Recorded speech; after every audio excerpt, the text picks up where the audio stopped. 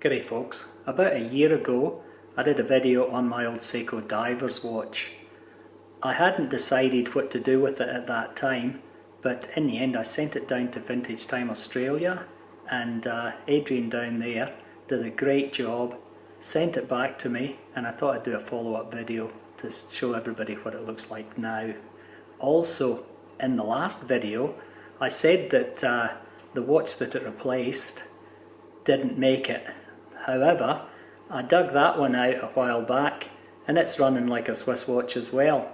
It's actually a Swiss watch, but we'll have a look at that in a little while. Here is the watch in question, my 7548-700B Seiko Quartz.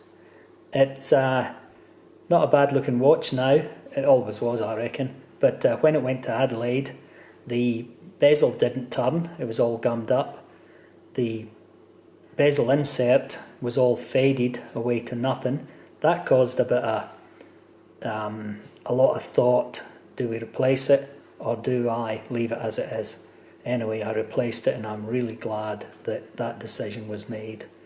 The glass was all chipped and scratched and the dial, surprisingly, was all dirty, considering that it's like locked in, I don't know, a vacuum. No, probably not, but anyway, the dirt got in there. And the hands, the minute and hour hands, were like rusty. There's still a bit of patina on the hands, which I certainly don't mind. It adds to the character, but it's not easily visible with the naked eye. However, the camera picks it up really nicely. The day and date, of course, they only changed when they felt like it. But now I can assure you that everything's working as it should. The movement when you turn the crown and change the day, date and time is just smooth as silk. It's actually really, really nice. And I'm really glad that I sent it to Adelaide to Vintage Time Australia. And no, this isn't a paid advertisement. I'm just so happy with the job that they did down there. Absolutely wonderful.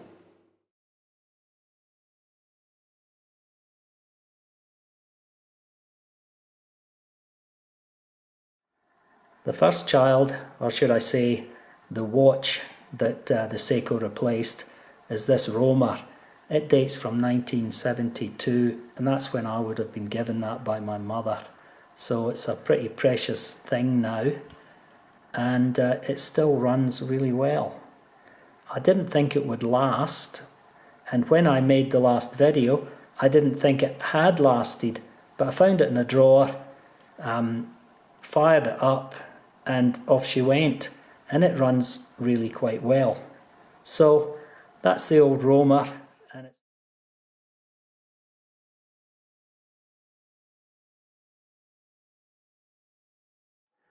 well, that's my old Seiko watch story.